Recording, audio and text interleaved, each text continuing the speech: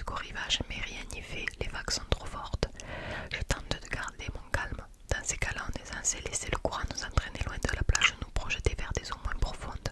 On doit conserver son énergie, ses muscles, son souffle, mais les messages détends-toi et ne lutte pas quand mon cerveau envoie mon corps n'atteigne pas leur destination. J'entends un sifflement et le bruit d'un moteur au loin. Une minute qui ressemble à une éternité s'écoule. Puis un maître nageur sur un jet ski me tire sur un radeau. Je m'y accroche et laisse le sauveteur me déposer sur la plage. J'ai le droit à des applaudissements mais aussi à quelques huées. Assise sur le sable, je fixe l'océan, la vue brouillée par l'eau salée.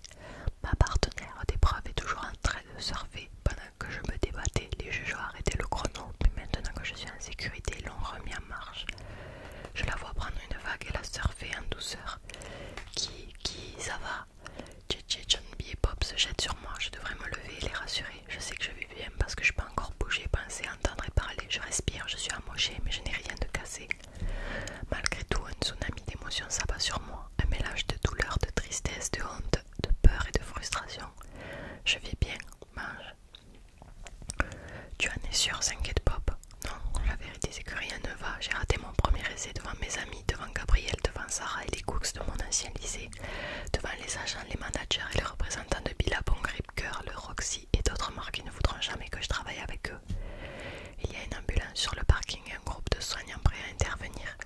C'est une obligation dans toutes les compétitions de surf. Un médecin tente de m'examiner et de me poser des questions mais je le repousse. Je vais bien, insistais-je, je veux réessayer. Je ne pense pas que ce soit une bonne idée, regrette-t-il. C'est trop dangereux, vous avez peut-être subi une légère commotion cérébrale quand vous vous êtes cogné la tête. Je lève les yeux au ciel en me mettant debout et je me mets à pleurer. Je déteste pleurer, surtout devant les autres. Je n'arrive pas à y croire. Mes amis me serrent dans leurs bras, mais je n'ai pas envie qu'on me réconforte. Je suis trop en colère contre moi-même. J'avais une seule chance et je n'arrive même plus à parler. Je tremble de la tête aux pieds. J'ai tout gâché, j'ai tout gâché, j'ai tout gâché. Tu peux y retourner, qui? Dit John B. Peu importe ce que dit ce type. Le règlement stipule que les concurrents ont une seconde chance après une chute, mais je ne peux pas oublier ce que je viens de vivre. La panique, le sel, le sable, les vagues, je suis trop brisée et bouleversée pour remonter sur ma planche. Non, je ne peux pas. Pourquoi pas? Demande Pop. Parce que, m'agaçai-je en essuyant mes larmes, parce que je ne suis pas assez forte, parce que je préfère rester sur la touche plutôt que de m'humilier à nouveau. On croit en toi, qui? Insiste Pop. On sait que tu en es capable. Il essaie d'être un bon ami, mais je n'ai pas envie d'entendre ce genre de platitude. D'une certaine manière, cela me fait plus mal que s'il avait confirmé que je n'étais pas à ma place ici. Ses encouragements et sa bienveillance me sont insupportables. Je préfère écouter les voix de mes parents dans ma tête. Tu n'es pas assez doué, tu perds ton temps. Tais-toi, Pop, criai-je. Arrête, je ne veux pas y retourner, ok? Pop, John B et JJ reculent d'un pas, me laissant un peu d'espace. Ils ne m'ont jamais vu dans cet état. Non seulement j'ai l'impression d'être un raté, mais en plus je me suis ridiculisée devant l'île entière. Désormais tout le monde sait que mes parents ont raison. Je ne vaux pas mieux que Raph, qui ne pourra jamais le mot, qui ne parcourra jamais le monde en tant que surfeur pro. En quelques secondes, mon rêve est mort. Je resterai coincée à l'épave pour toujours.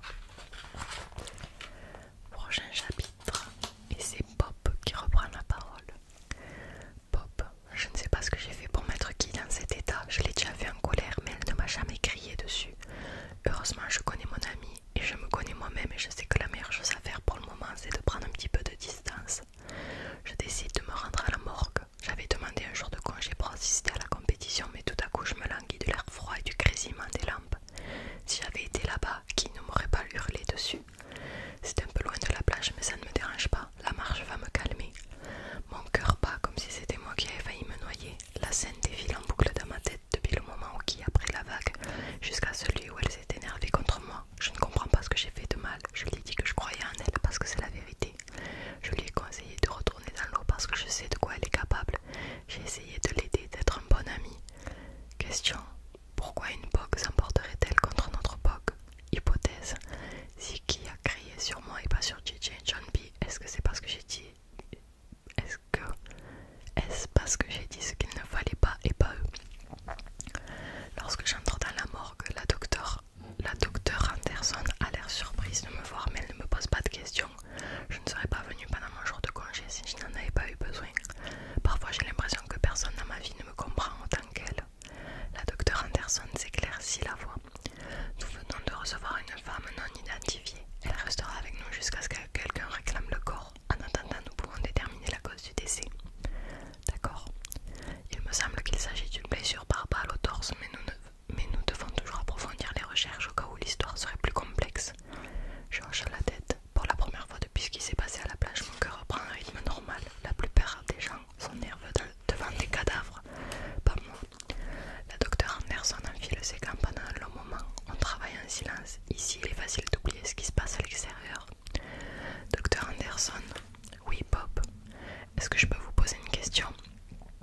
Le ciel est-il bleu? L'herbe est-elle verte? Le soleil brille-t-il? Elle essaie visiblement de détendre l'atmosphère. Je souris appréciant sa tentative. Disons qu'il y a cette fille, c'est l'une de mes meilleures amies. Elle a participé à une compétition de surf et elle est tombée pendant l'épreuve. Quand j'ai essayé de la réconforter, elle m'a crié dessus. Cette fille a l'air compliquée, dit la docteure Anderson. Elle s'appelle comment?